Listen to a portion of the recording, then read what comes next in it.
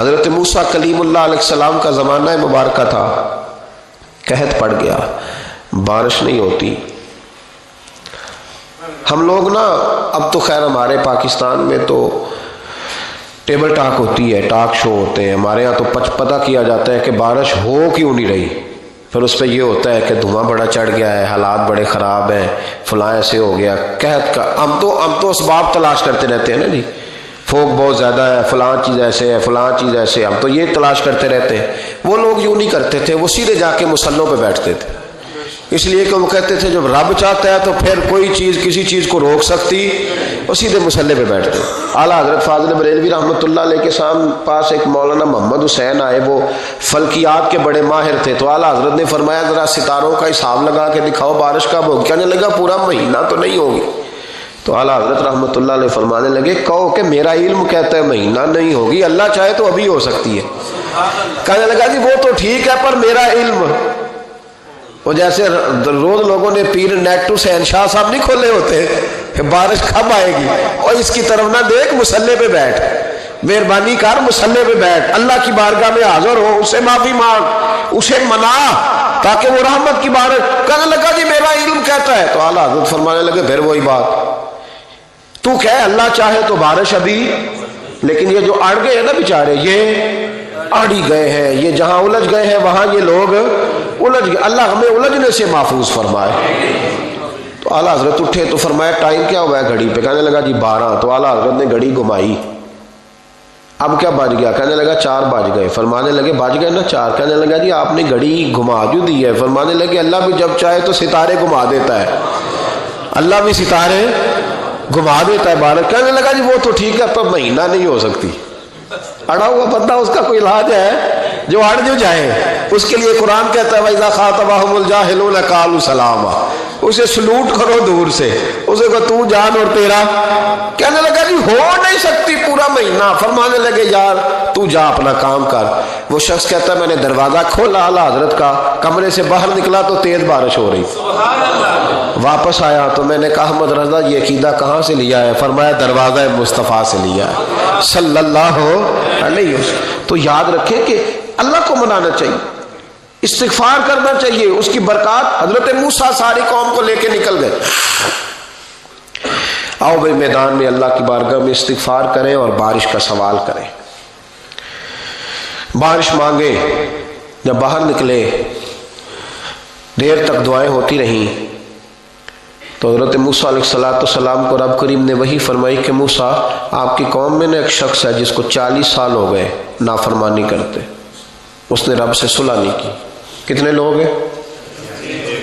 ایک، اور 40 سال سے وہ نافرمان ہے، اس کو مجمع سے نکال دو بارش ہو جائے گی۔ اگر ایک گناہ گار کی وجہ سے بارش رک جاتی ہے اور جہاں دروازے کھلے ہوئے ہوں، جہاں تنہائیاں خوفناک ہوں، اور جہاں تباہی اتری ہوئی ہو، اور جہاں لوگ کروڑوں روپیہ مال ہڑپ کر گئے ہوں، اور جہاں علماء کو ہتھ کڑیاں لگا کے ٹھنڈی زمینوں پہ لٹا دیا جائے اور قوم کہہ رہی ہو اچھا ہوا اچھا ہوا، اور لوگ پھبتیاں اڑا رہے ہوں، مذاق کر رہے ہوں، تو پھر اس قوم پہ کس طرح کر کے فضل الہی۔ اور یہ مولوی کا معاملہ نہیں، یہ تو ممبر رسول کا معاملہ ہے۔ میرے مصطفیٰ نے یہ نہیں کہا پیر میرا وارث ہے، حضور نے فرمایا عالم میرے دین کے وارث ہے۔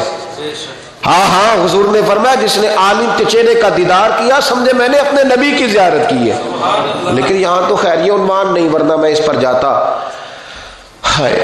تو کہا ایک بندہ ہے 40 سال سے اللہ کی نافرمانی کر رہا، وہ اگر نکل جائے تو بارش ہو جائے گی۔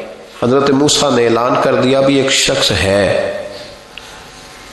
وہ اگر نکل جائے تو بارش ہو جائے گی۔ پتہ تو ہوتا ہے نا سب کو، مجھے بھی پتہ ہے کہ میں اندر سے کیسا ہوں، اور آپ کو بھی خبر تو ہوتی ہے نا جی۔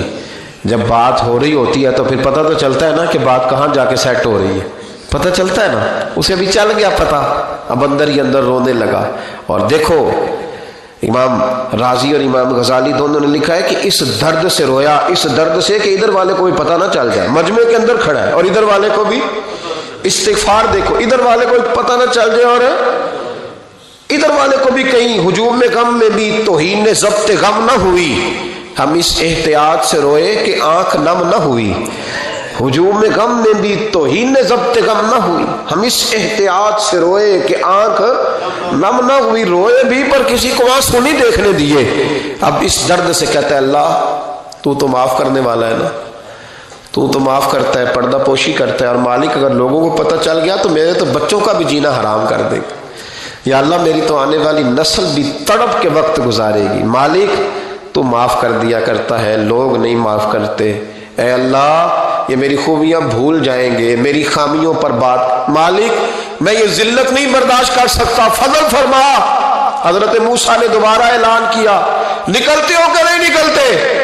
پھر تڑپا، خداوندا مجھے بے آبرو نہ کر، یہ ذلت اور رسوائیاں یہ نہیں برداشت ہوتی، اللہ درگزر۔ حضرت موسیٰ نے تیسرا اعلان کیا، نکلتا ہے یا میں پھر اس کا نام لوں؟ اللہ سے پوچھ کے نام لوں اس کا، بتاؤ کون ہے؟ اب تو تڑپ گیا، کہنے لگا مالک میں تیری بارگاہ میں استغفار کرتا ہوں، آئندہ نہیں کرتا، آئندہ نہیں کرتا۔ یہ لفظ ادا کیے، بندہ کوئی بھی نہیں نکلا، رب کریم نے بارش عطا کر دی، تیز بارش جب برسی نا، تیز بارش، تو لوگ تو میںہ دیکھ کے دوڑ گئے۔ تو حضرت موسیٰ کہنے لگا یا اللہ مجھے بھی تو بتا، تو نے کہا تھا کہ جب تک بندہ نہیں نکلتا بارش نہیں ہوگی، تو نکلا کوئی بھی نہیں، بارش ہو گئی، ماجرا کیا ہے؟ تو رب کریم نے فرمایا موسیٰ بس اس نے مجھ سے صلح کر لی، اس نے مجھ سے صلح کر لی۔ اور امام غزالی نے لفظ لکھے، حضرت موسیٰ نے پوچھا، حالانکہ اللہ اپنے نبیوں کو غیب کے خزانے دیتا ہے، پوچھا کہ اے اللہ مجھے اس کا نام بتا دے، تو رب کریم نے فرمایا موسیٰ جب گناہگار تھا تب نہیں کسی کو بتایا، جب پاپی تھا تب نہیں بتایا، جب مجرم تھا تب نہیں بتایا، اب کیسے بتا دوں؟ فرمایا اس کی میری صلح ہو گئی ہے، اور فرمایا جو بارش نہیں نہ ہو رہی تھی وہ بھی اس کی وجہ سے نہیں ہو رہی تھی، اب جو ہوئی ہے نا تو یہ بھی اسی کی وجہ سے ہوئی ہے، یہ بارش اب جو ہوئی ہے تو یہ بھی یہ اس گناہگار کے سبب سے۔ اپنی راتیں اللہ کے ساتھ گزارے، مصلی پہ بیٹھے۔ میرے صاحب رحمۃ اللہ علیہ سے جب کوئی کہتا نا کہ بڑا پریشان ہوں تو کچھ بتائیں، تو فرماتے آج رات مصلی پہ بیٹھ کے اپنے رب سے بات کرنا، میں بھی بات کروں۔ بندوں کو دکھ بتانے سے عزت میں کمی آتی، اور اگر اللہ کو بندہ اپنے دکھ بتائے تو اللہ عزتیں بڑھا دیتا ہے۔ ترمذی شریف کی حدیث ہے، نبی پاک علیہ السلام نے فرمایا اگر تو دنیا داروں کو دکھ بتائے گا تو اللہ تجھے غنی نہیں کرے گا، اور اگر تو اپنے رب کو بتائے گا تو اللہ بڑی جلدی تجھے دنیا سے بے نیاز کر دے، تجھے لوگوں کی ضرورت نہیں رہے گی۔ استغفار کریں، کثرت سے کریں، ذوق سے کریں، مصلی آباد رکھیں، ہر شے دیکھو نا، جس طرح کھانے کی میز آباد رہتی ہے، بستر آباد رہتا ہے، ہمارے دیگر معاملات، اگر مصلی نہ آباد رہے تو روح بے چین رہتی ہے، طبیعت بے قرار رہتی ہے۔ انسان، میں نے دیکھا ہے بڑے بڑے سمجھدار لوگ پاگلوں جیسی زندگی گزار رہے ہیں، بولتے جا رہے ہیں، بولتے جا رہے ہیں، بولتے جا رہے ہیں، ایسے کسی کو کوئی خبر کہ 6 فون اٹھائے ہوئے ہیں، ایسے جیسے ڈسٹرب ہو گئے مینٹلی طور پر۔ وجہ کیا ہے کہ ان سے جان نہیں چھڑاتے۔ کبھی سارے موبائل بند کر کے نا، سارے بچے ہر چیز سائڈ پہ کر کے مصلی پہ بھی آنا چاہیے، اور مالک تو بڑا ہی قریب ہے۔